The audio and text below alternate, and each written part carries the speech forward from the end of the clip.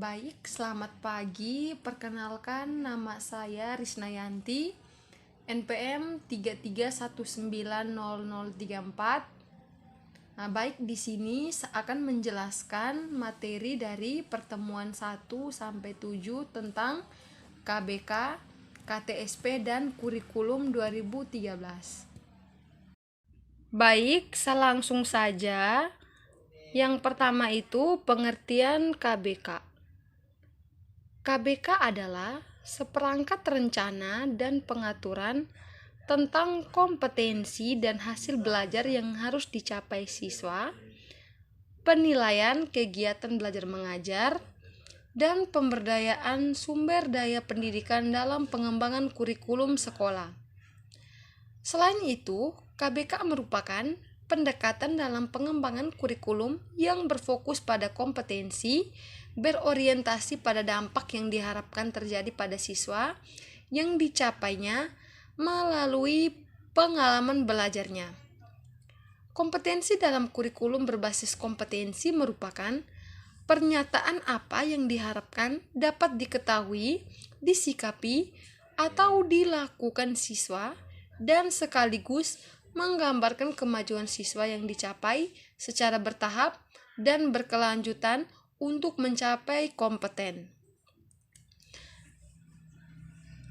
Yang kedua itu karakteristik dan asumsi kurikulum berbasis kompetensi. Karakteristik KBK antara lain mencakup seleksi kompetensi yang sesuai, spesifikasi indikator-indikator evaluasi untuk menentukan kesuksesan pencapaian kompetensi dan pengembangan sistem pembelajaran.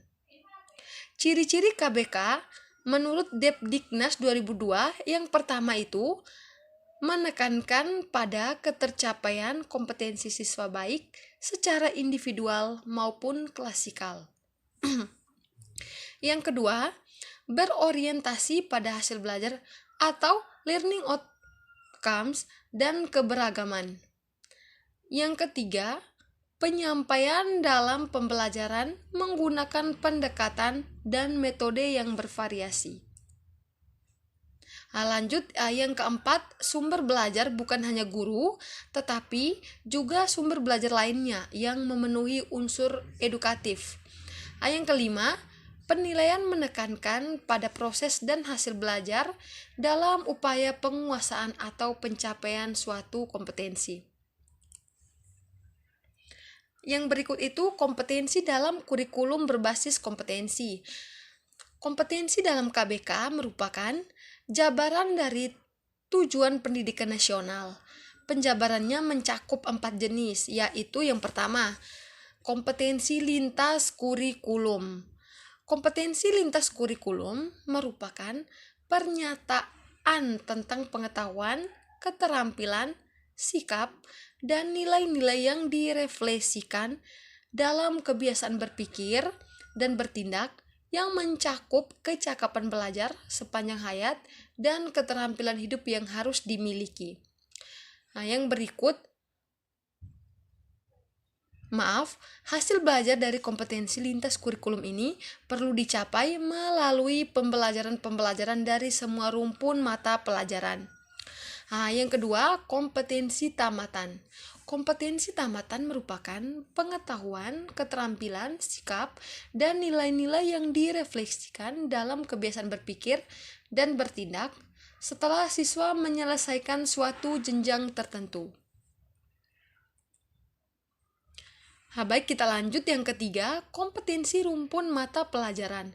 Kompetensi rumpun mata pelajaran merupakan pernyataan tentang pengetahuan, keterampilan, sikap, dan nilai-nilai yang direfleksikan dalam kebiasaan berpikir dan bertindak yang seharusnya dicapai setelah siswa menyelesaikan rumpun mata pelajaran tertentu.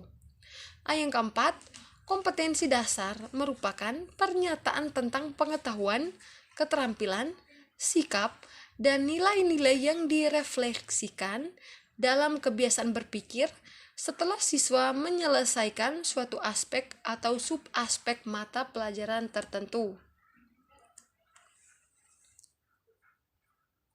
Yang berikut komponen kurikulum berbasis kompetensi. Yang pertama itu kurikulum dan hasil belajar. Kurikulum dan hasil belajar memuat perencanaan pengembangan kompetensi peserta didik yang perlu dicapai secara keseluruhan. Yang kedua, penilaian berbasis kelas. Penilaian berbasis kelas memuat prinsip, sasaran, dan pelaksanaan penilaian berkelanjutan yang lebih akurat dan konsisten sebagai akuntabilitas publik melalui identifikasi kompetensi atau hasil belajar yang telah dicapai dan memuat pernyataan yang jelas tentang standar yang harus dan telah dicapai serta kemajuan belajar siswa dan pelaporannya.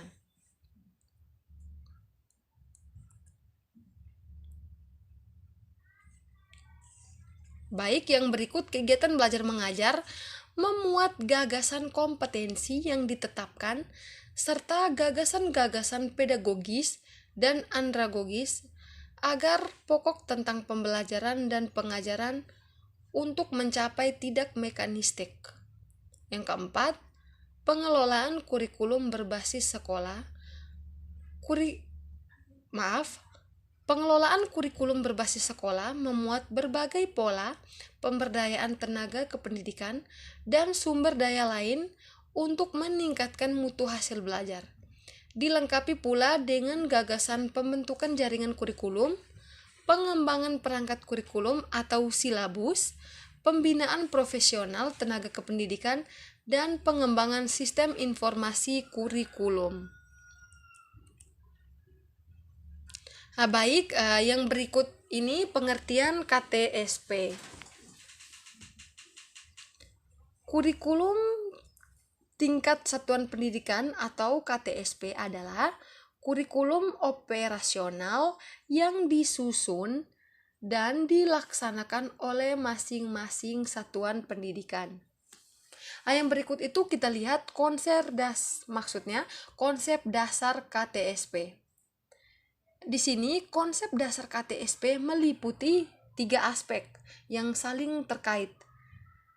Yang pertama itu kegiatan pembelajaran, yang kedua penilaian, dan ketiga itu pengelolaan kurikulum berbasis sekolah.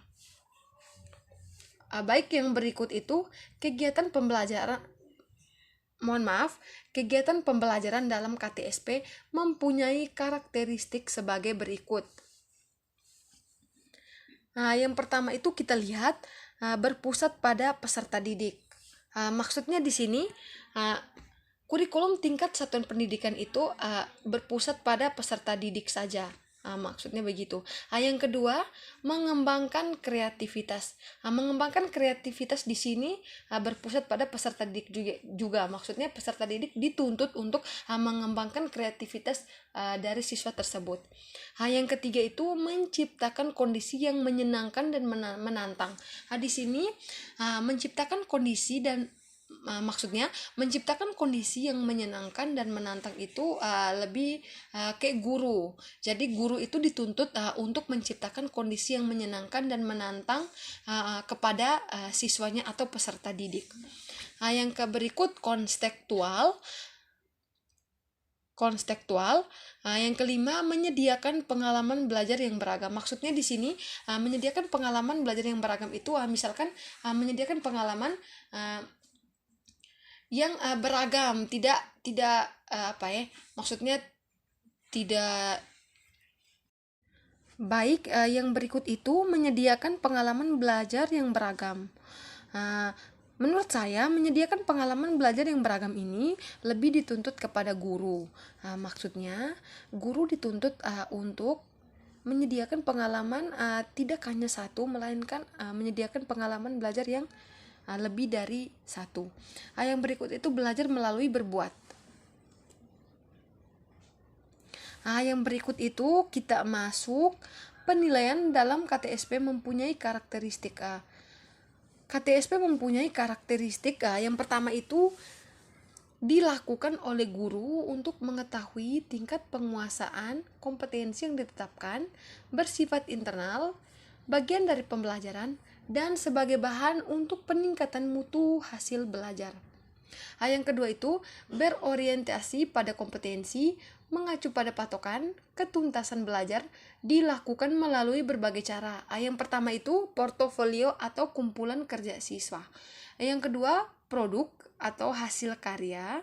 Yang ketiga project atau penugasan, misalnya guru di kelas guru memberikan tugas kepada siswa untuk mengerjakannya di rumah. Yang keempat itu performance atau unjuk kerja, dan yang terakhir itu paper dan pen test atau tes tertulis dalam kelas. Yang berikut itu prinsip pengembangan KTSP. Pengembangan kurikulum tingkat satuan pendidikan KTSP yang beragam mengacu pada standar nasional pendidikan untuk menjamin pencapaian tujuan pendidikan nasional. Standar nasional pendidikan terdiri atas standar isi, proses, kompetensi lulusan, tenaga kependidikan, sarana dan prasarana, pengelolaan, pembiayaan, dan penilaian pendidikan. 2 dari ke-8 standar nasional pendidikan tersebut yaitu standar isi atau SI dan standar kompetensi lulusan atau SKL merupakan acuan utama bagi satuan pendidikan dalam mengembangkan kurikulum. Yang berikut itu prinsip-prinsip pengembangan KTSP. Yang pertama berpusat pada potensi, pengembangan, kebutuhan, dan kepentingan peserta didik dan lingkungannya. Maksudnya di sini kurikulum dikembangkan berdasarkan prinsip bahwa peserta didik memiliki posisi sentral untuk mengembangkan kompetensinya agar menjadi manusia yang beriman dan bertakwa kepada Tuhan Yang Maha Esa, berakhlak mulia, sehat, berilmu, cakap, kreatif, mandiri, dan menjadi warga negara yang demokratis serta bertanggung jawab. Untuk mendukung pencapaian tujuan tersebut, pengembangan kompetensi peserta didik disesuaikan dengan potensi, pengembangan, kebutuhan, dan kepentingan peserta didik serta tuntutan lingkungan. Memiliki posisi sentral berarti kegiatan pembelajaran berpusat pada peserta didik. Yang kedua itu beragam dan terpadu.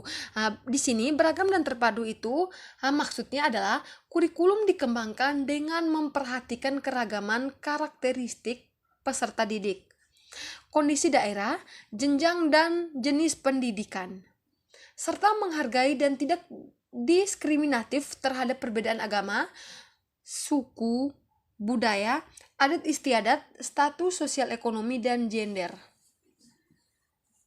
Kurikulum meliputi substansi, komponen, muatan wajib kurikulum. Kurikulum meliputi substansi, komponen, muatan wajib kurikulum, muatan lokal, dan pengembangan diri secara terpadu, serta disusun dalam keterkaitan dan kesinambungan yang bermakna dan tepat antar substansi. Yang ketiga, tanggap terhadap perkembangan ilmu pengetahuan, teknologi, dan seni.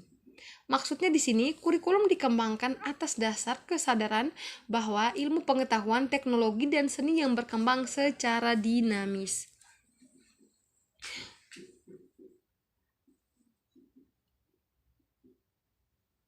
Yang keempat itu relevan dengan kebutuhan kehidupan.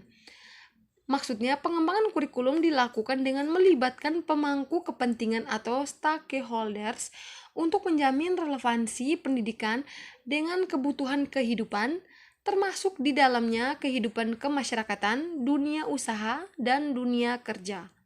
Oleh karena itu, pengembangan keterampilan pribadi, keterampilan berpikir, keterampilan sosial, keterampilan akademik, dan keterampilan vokasional merupakan keniscayaan. Yang kelima, menyeluruh dan berkesinambungan.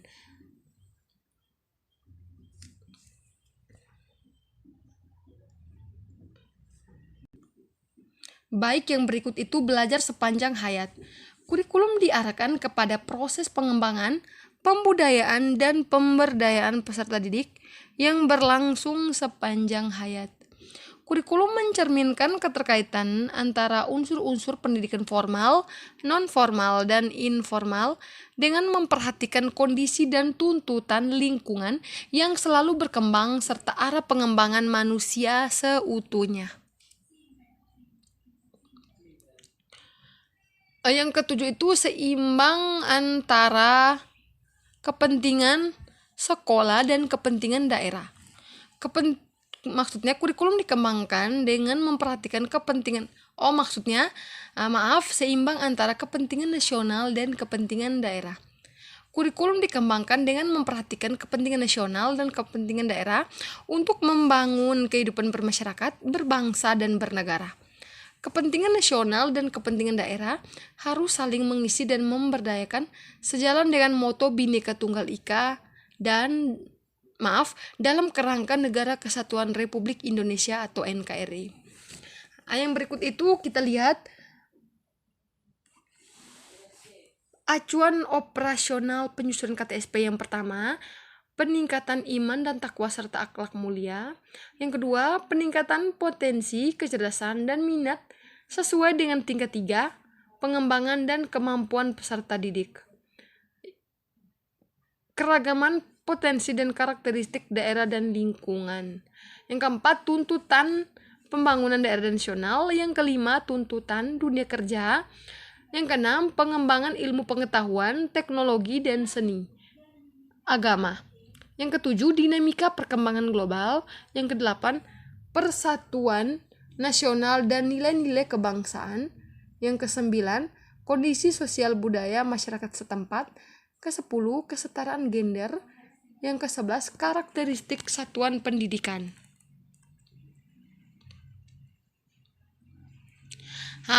Yang terakhir itu pengertian kurikulum 2013. Di sini kurikulum 2013 adalah kurikulum yang berlaku dalam sistem pendidikan Indonesia dengan mengutamakan keaktifan siswa. Jadi kurikulum 2013 ini bertujuan untuk mengutamakan keaktifan siswa dalam kelas. Jadi siswa dituntut untuk berkreativitas di kelas. Kurikulum 2013 memiliki 3 aspek penilaian. Yang pertama, aspek pengetahuan, aspek keterampilan, dan yang ketiga, aspek sikap dan perilaku. Di sini tujuan kurikulum 2013 yaitu mempersiapkan manusia Indonesia agar memiliki kemampuan hidup sebagai pribadi dan warga negara yang beriman, produktif, kreatif, inovatif, serta mampu berkontribusi pada kehidupan bermasyarakat, berbangsa, bernegara, dan peradaban dunia. Di sini